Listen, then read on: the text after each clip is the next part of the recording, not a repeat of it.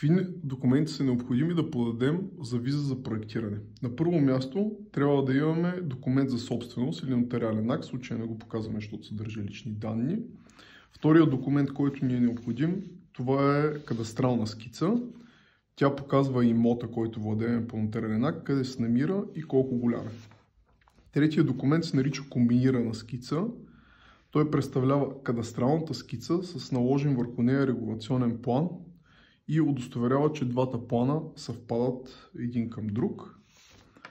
Третия най-важен документ се нарича мотивирано предложение за издаване на виза.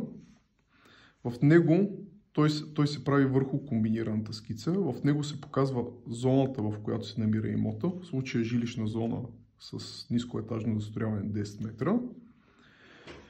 И тук очертаваме сградите, които искаме да построим. В случая става въпрос за 4 огледални кооперации. Те са дадени с червена плътна линия.